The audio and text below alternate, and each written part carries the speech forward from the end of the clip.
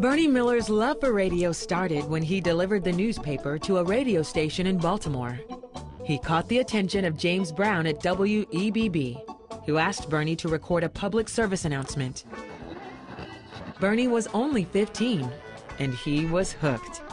I was a disembodied voice. I loved being behind the microphone and not being seen, and doing things, saying things in a certain way that would encourage people.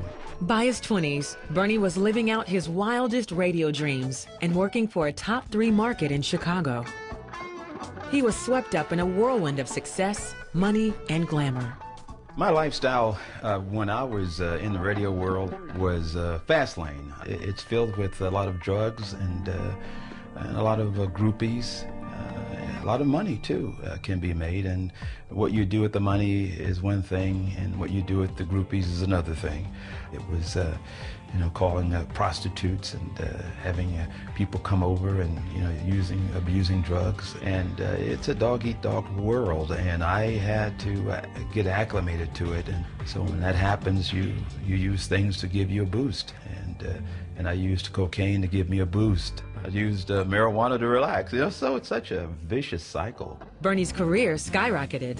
He was offered a job in New York, another top 3 market. During that time, he began to write music, with credits such as I Can't Stand the Rain, made famous by Ann Peebles and Tina Turner. And I remember the royalty check that I got. It was like $19,000, and I'd never seen that much money at one time in my entire life. And I used every drop of it on drugs. In 1987, Sony Records offered Bernie a position as VP of A&R.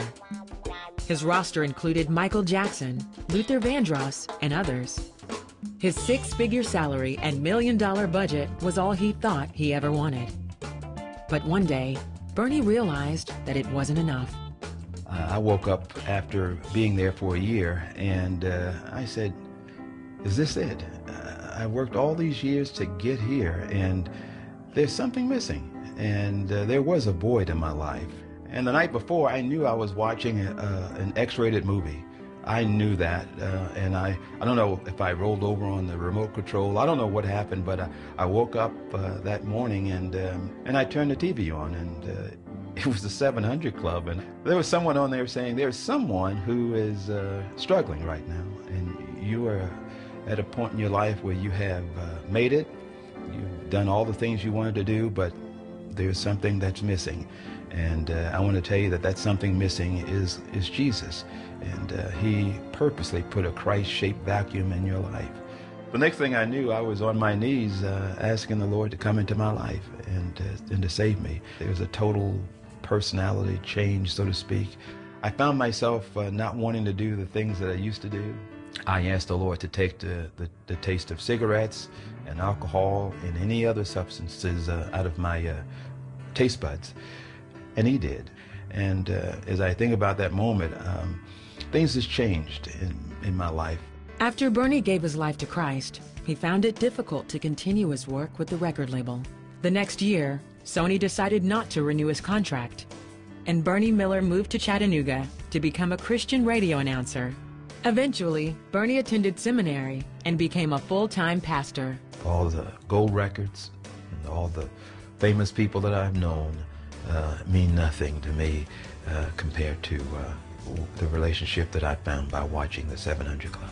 And anyone who's hurting, all you have to do is want Jesus.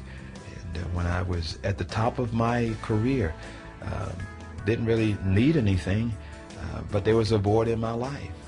You have a lot of money, very successful, but all those things don't mean anything to you. At the end of the day, you still have a void in your life, and that void is a relationship with Jesus Christ. That's that same void that I had, and you won't be happy until you do what I did, and that is ask Him to be your Lord and Savior.